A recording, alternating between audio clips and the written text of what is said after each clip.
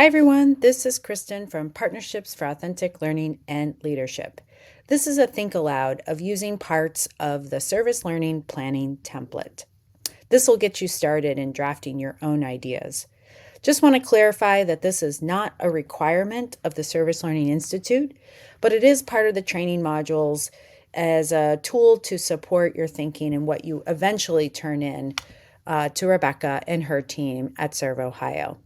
So let's take a look at what this is up here. So this is a Google Doc, which you have editing access and copyright. So you're going to make a copy and then you can organize this copy and put this template into whatever file makes sense for you. So just know that you're making a copy of the planning template so we won't be writing over each other's work. So this is what it looks like. It follows the model that was featured in the last module. We did a deep dive in the screencast. So if you need to go back and listen to parts of that screencast again, where the model is definitely described in great detail, please go for it. So I'm going to model and do just a little bit of thinking aloud, just in typing aloud to you. So this is my project. I'm going back to the one from the screen cast as Save the Trees and making parks and playgrounds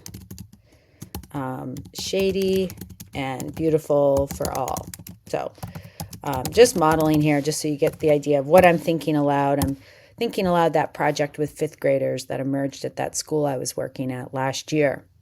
So you want to title your service learning project sooner than later to help guide your vision for what's happening. So even if it's a draft and it's just something that you're thinking about right now, it's helpful to do. So that's the title, Save the Trees.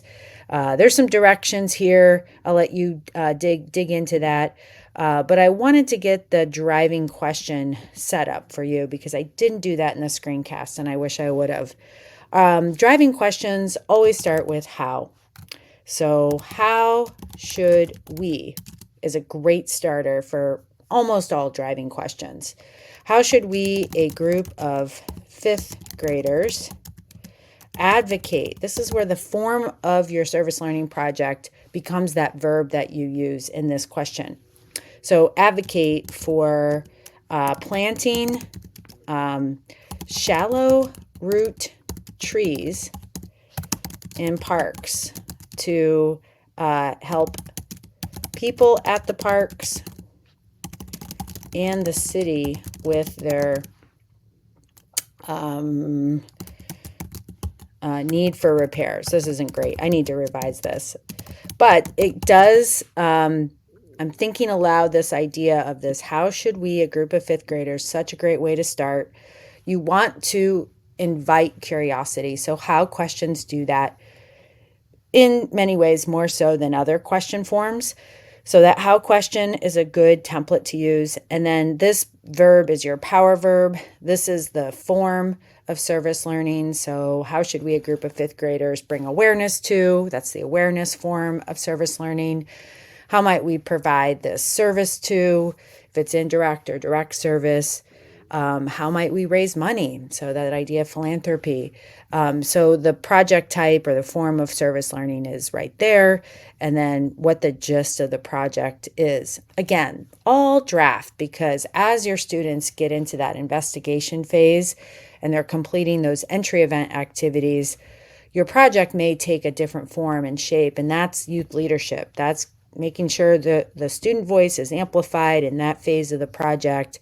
And so you can go in with ideas, certainly, and just know that they might need to flex based on how students take up the interest of the project. So there's your entry event. You can describe what's happening. Again, screencast had lots of ideas. How are you sparking curiosity? This might be an inquiry. I mentioned eye charts in my own teaching practice. I used to use inquiry charts all the time, sort of a KWL, but in a different format. That resource, by the way, is in your Module 2 optional resources at the bottom of the module page. You can get more information on iChart and KWL for that matter. So how am I inviting curiosity through inquiry? What am I reading aloud? This might be your text set. You might have a text set about trees and how they help people, not just with shade, but have stronger wellness and mental health and all of that. There's a lot of research on trees. We might dig into that as fifth graders.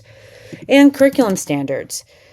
You know your teaching area the best. I mean, this has strong ELA potential because we're taking civic action or engaging civically for the better of others. It's always social studies practices. And then if I'm a math teacher or science teacher, science for sure. Oftentimes, service learning projects are very interdisciplinary. They cut across different subject areas, and that's by design. The project is so rich with the topic and the process and what you're doing and how you're creating change that there are lots of ways to connect to standards.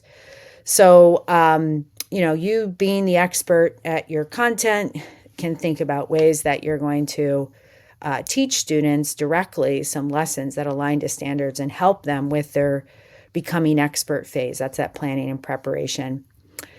So more here, the guest speaker idea, I did a good job, I thought, in the screencast of really emphasizing this need to bring in an authentic audience. So this is where networking becomes super important.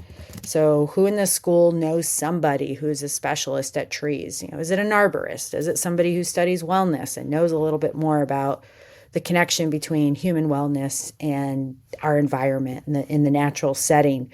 So you want to pick the brains of the people around you, and even on Basecamp, post a question. Anybody know anybody who could help us with this tree project? Looking for somebody who knows about wellness and trees, let's say. So that can be posted on Basecamp on our message board. So you're still going to complete, here's action implementation, draft some notes and ideas here. Again, the focus on authenticity and service learning is really strong. Here's your authentic audience ideas. What is that product that ultimately develops in the tree project? It was a letter to the director of the Parks and Recreation at the city. So students were in teams for their inquiry phase, learning about different perspectives on trees and parks, and then ultimately wrote a letter after they landed on what would be a solution to this problem. So they were advocating for a change in practice, and the letter was the product that we delivered. So again, that ties to standards, reflection throughout. How are you getting students in each phase of this to think about the meaning they're making? This is your formative assessment practice. And then finally, it's that delivering, in the case of the trees, delivering that letter and celebrating that idea of getting a response, which the students did get a response letter, and the teachers read it, and it was something to celebrate. And they were able to shift the thinking of the city and the Parks and Recreation Department with different kind of trees going forward that would provide shade but not tear up the sidewalks in the end. So that was super cool. And we want students to feel that super cool, like, wow, we affected change. That's civic engagement. That's becoming a change maker. That's leadership, all in the end of this, coming to that conclusion of we did it. You want to celebrate that. Bring the principal down, read the letter with the principal there, let that principal or other teacher or other leader say, wow, you did it. That is the way to close out this service learning experience. Hopefully the Think Aloud was helpful to you. Please reach out on Basecamp. Again, this is not the template that is headed to Serve Ohio and Rebecca's team. There's a different template that she's provided. This is Partnerships for Authentic Learning and Leadership. This is the template we use. Aligns to our planning model. So we're using it here as a way for you to start drafting your ideas. So do as much or as little of it as makes sense to you. But all the pieces are there here in the template for you to start drafting ideas. Thank you for listening. You're doing great work. I am so proud of your efforts in Serve Ohio and the Service Learning Institute. You are affecting change, not just for learning and your students, but for others in the world. And we just think that's amazing. So thank you for that. Post questions in the Basecamp. Reach out to me there If you wish to engage or want to have a quick chat, we can jump on a call. You can send me something. I can look at it and give you feedback. So we are here to serve you in your quest for your service learning projects.